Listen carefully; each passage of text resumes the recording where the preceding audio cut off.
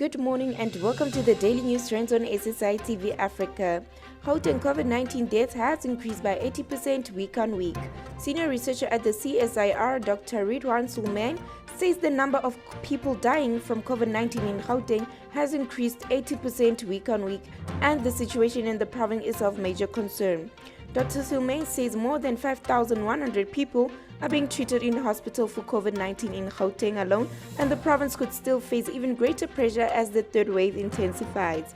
Gauteng is the province hardest hit by the third wave and accounts for around two-thirds of new infections.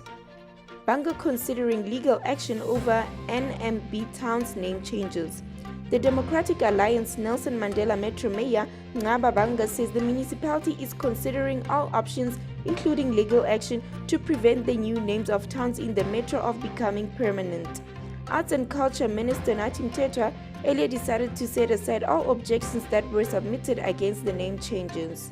Port Elizabeth was changed to Kabera and Eidgenher to Kahira in February. Mtetwa says the South African Geographical Names Council reviewed the objections and advised him accordingly. Banga says the metro needs names that unify people. Lesotho families to identify 20 bodies of suspected illegal miners. Lesotho families will on Monday arrive in the northwest to identify the 20 bodies believed to be those of illegal miners who died underground in Orkney just outside Klerksdorp recently. The bodies wrapped in grain bags were discovered last week at the abandoned mine shaft. Most of the deceased are said to be Lesotho nationals. The families will be joined by Northwest Premier Job Mokgoro. Before meeting with the Lesotho families, Premier Mokgoro is expected to engage with Lesotho's Consul General Selimo Tabane at the Matlosana local municipality chambers. They will then proceed to the government mortuary, where they will meet with the deceased families for identification of the bodies. It is believed the deceased died following an accident underground. Venue medical officers want no spectators amid COVID-19 fears. Facing the daunting task of keeping the world's largest sporting event safe, some emergency medicine officers overseeing Tokyo Olympics venues are calling on the organizers to bar spectators over risk of a jump in COVID-19 cases. Organizers are to decide as soon as Monday whether to allow those domestic spectators into the stadium for the games, which were delayed by a year due to the pandemic and now set to start in about a month. Foreign spectators have already been banned.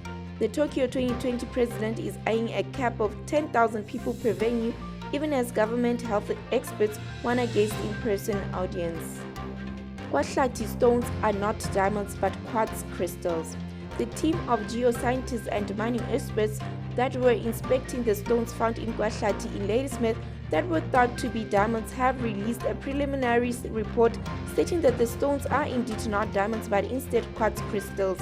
Last week, people flocked to the area, some even from other provinces, to mine the stones.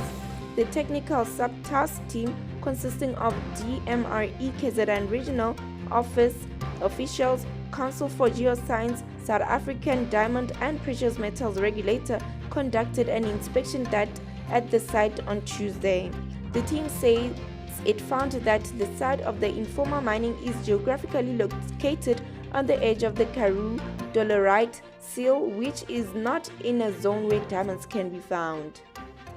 Ethiopia prepares for tense, long-delayed elections. Ethiopia is preparing for national and regional parliamentary elections on Monday that Prime Minister Abiy Ahmed has said will be the country's first free and fair polls after decades of repressive rule. But voting has been delayed in 110 out of 547 constituencies because of violent conflicts and logistical problems, and some opposition parties are boycotting the elections over what they describe as harassment of their members. One candidate is contesting the elections from jail. Thank you for tuning in on the Daily News Trends.